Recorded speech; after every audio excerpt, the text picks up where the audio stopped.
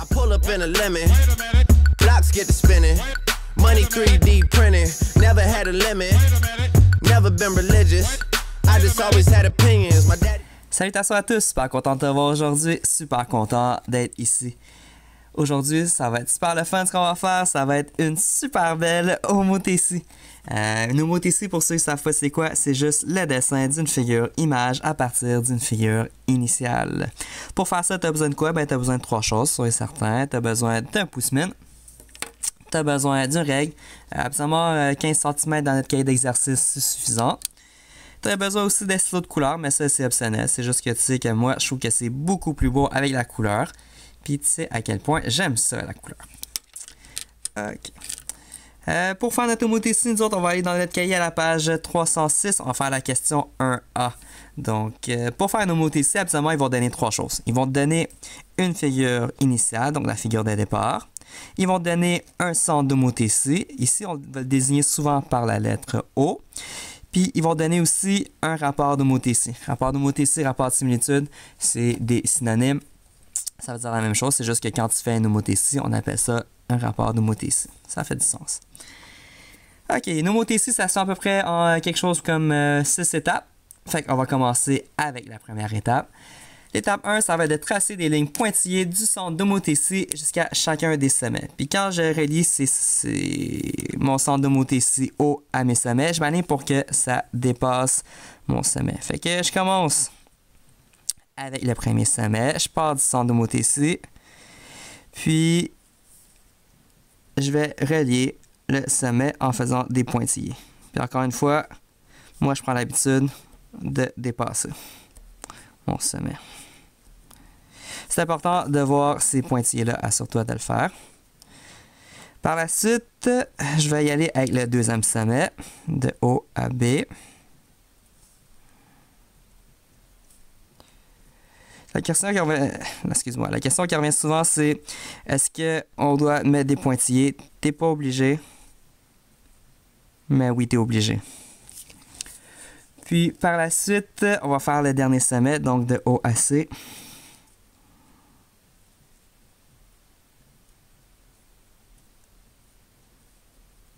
Encore une fois, tu t'alignes pour que ça dépasse le sommet. Tu t'arrêtes pas au sommet, tu continues. Puis ça, tu fais ça pour toutes tes homothéties. OK, fait là, par la suite, l'étape 2, ça va être de faire une table de valeur pour la figure initiale et la figure image. Ta table de valeur, tu t'alignes pour la faire à l'extérieur des deux pointillés. Fait que tu as les pointillés ici, ton dessin devait être quelque part là-dedans, ton dessin de la figure image. Fait que moi, ma table de valeur, je vais la faire à l'extérieur, en haut ici. Je te conseille peut-être de faire la même chose. Ma table de valeur, ce qui va se passer, c'est que je vais avoir une ligne pour initiale que je mets en haut. Puis une ligne en dessous que je mets pour image.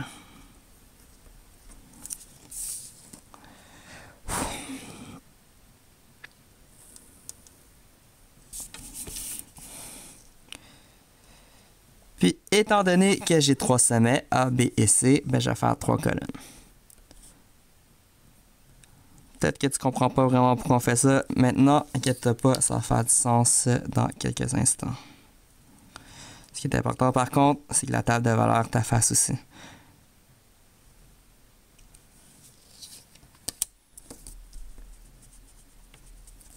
Donc, ma table de valeur est un peu dégueulasse, mais c'est pas grave. Imagine qu'elle est belle.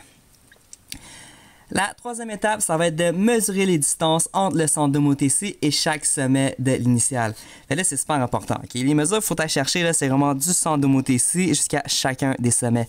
Fait que tu t'aperçois que les mesures de côté de ta figure initiale, on s'en fout, c'est pas important. Ce qui est vraiment important, c'est les distances entre le centre d'homothétie et chacun des sommets. Fait que là, je vais commencer avec le A. Fait que la distance de OA, ça va être quelque chose comme 1,6.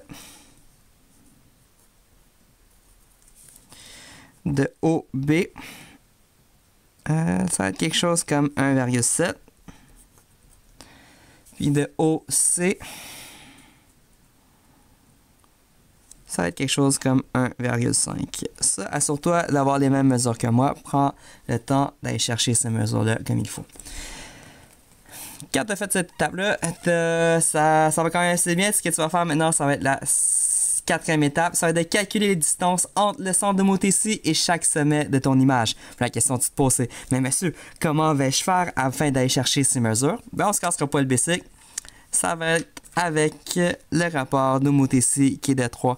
Fait qu'un peu comme dans la section de 7.1 avec les rapports de figures semblables, ben, ce qu'on va faire ici, on va partir de l'initiale.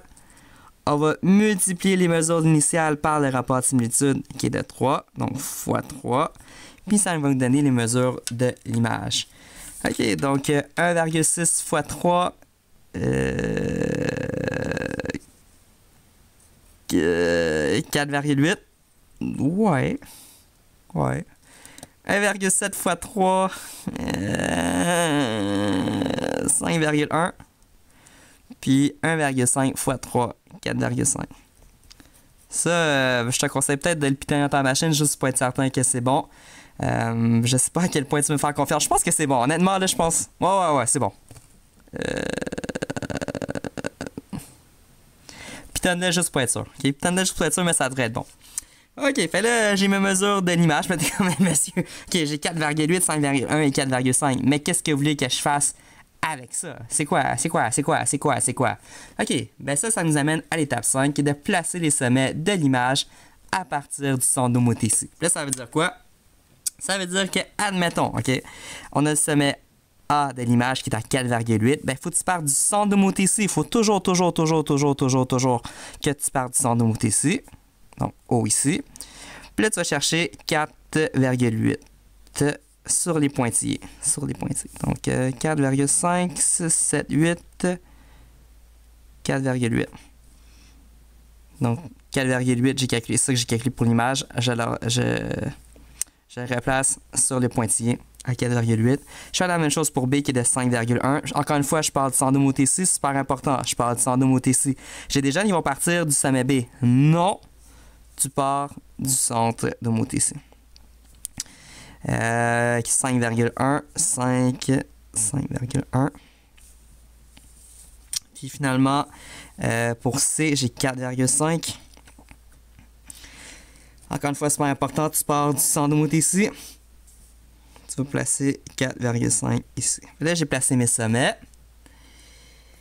La dernière étape, la sixième étape, ça va être de relier et nommer les sommets de l'image. OK, fait que là, j'ai A, B et C ici.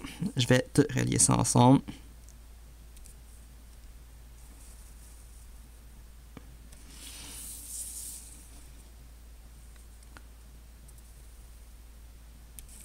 C'est le fun, c'est comme des cours d'art plastique avec Madame Trad. On fait du dessin.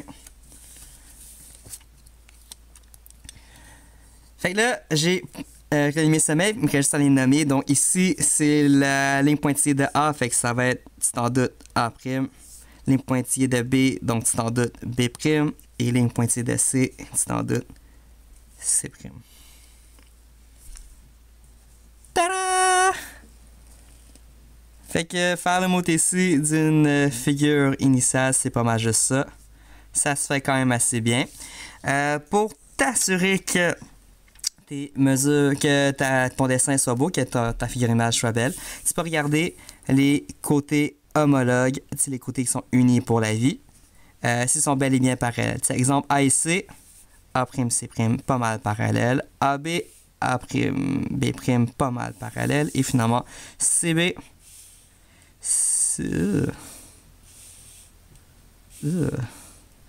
on va dire que c'est beau, C', B', pas mal parallèle.